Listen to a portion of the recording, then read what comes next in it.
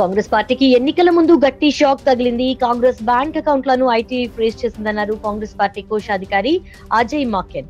Congress bank accounts ని freeze చేస్తారంటూ ఆవేదన వ్యక్తం చేశారు. 210 కోట్లు రికవరీ చేయాలంటూ సరైన వివరాలను ఐటీ అడుగుతోందని చెప్పారు. కరెంట్ బిల్లులు కట్టడానికి, జీతాలు చెల్లించడానికి కూడా డబ్బులు లేవన్నారు అజయ్. ఎన్నికలకు ముందు ఇలా చేయటం ప్రజాస్వామ్యాన్ని ఫ్రీజ్ చేయటమే అన్నారు.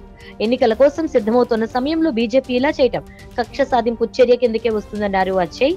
ఈ 210 కోట్లకు సంబంధించి చందాల రూపంలో వచ్చాయని, వాటి వివరాలన్నీ తమ దగ్గర ఉన్నాయని చెప్పారు అజయ్. అయితే సరైన సమయానికి ఈ వివరాలు ఐటీ శాఖకు అందించకపోవడంతోనే ఈ పరిస్థితి తలెత్తిందని తెలుస్తోందన్నారు అజయ్.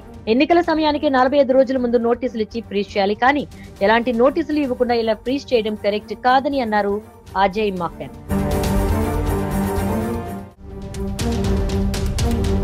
కాంగ్రెస్ పార్టీకి ఎన్నికల ముందు గట్టి షాక్ తగిలింది. కాంగ్రెస్ బ్యాంక్ అకౌంట్లను ఐటీ ఫ్రీజ్ చేసిందన్నారు కాంగ్రెస్ పార్టీ కోశాధికారి అజయ్ మాకెన్.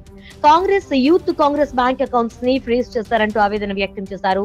210 కోట్లు రికవరీ చేయాలంటూ సరైన వివరాలను ఐటీ అడుగుతోందని చెప్పారు. కరెంట్ బిల్లులు కట్టడానికి, జీతాలు చెల్లించడానికి కూడా డబ్బులు లేవన్నారు అజయ్.